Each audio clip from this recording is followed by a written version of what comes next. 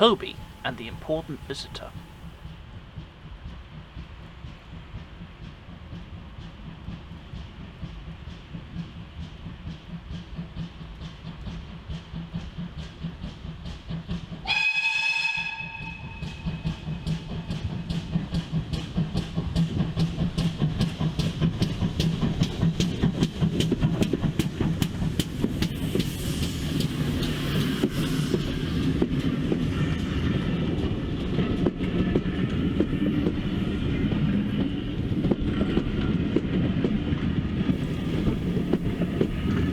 As winter continued on, more heavy dark clouds covered the sky, and more snow fell and deep drifts piled up in the surrounding countryside.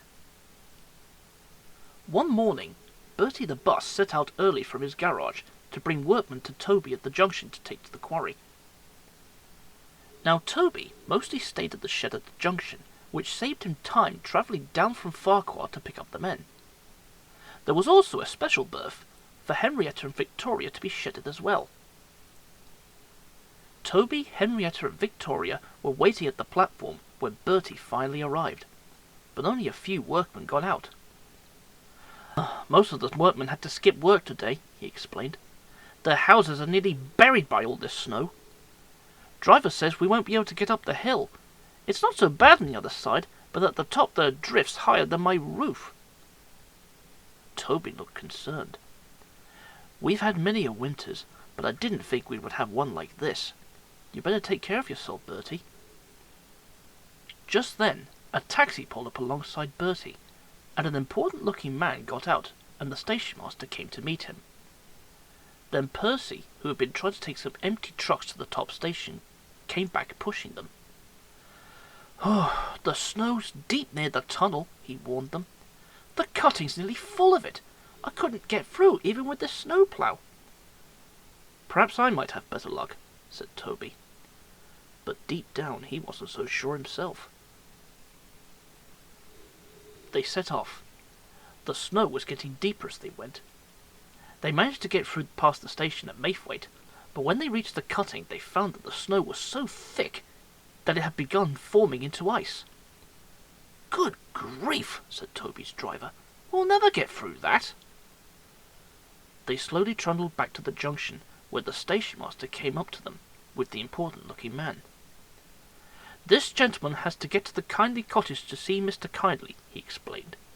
"It is a very important matter, and he must see him today at all costs." Toby's driver pondered. "Well, I'm blowed if I know how," he said. "The road's pretty much impassable, and we can't get through the cutting."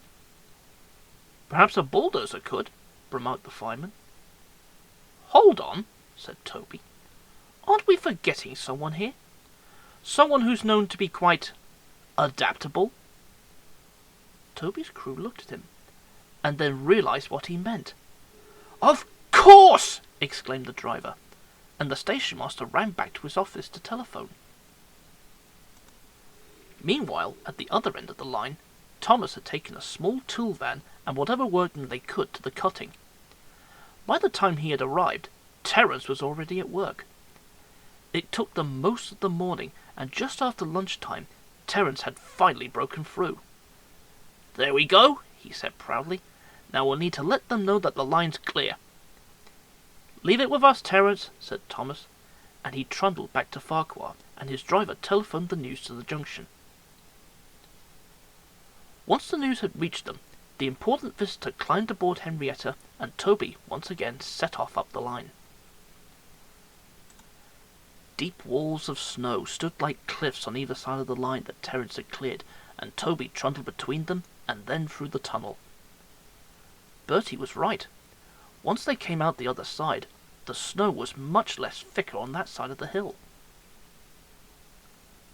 The station master at Ffarqhuar had telephoned ahead to the Kindley cottage to inform them that a special train was on its way, and Mr. Kindley was waiting for them at the garden gate.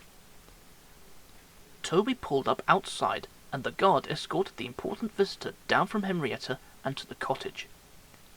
When all was done, Toby set off and arrived at the top station.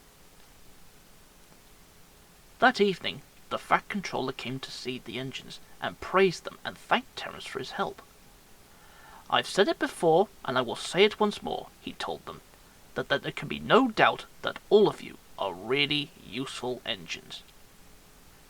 The engines were very proud, and when the Fat Controller left, they drifted happily off to sleep.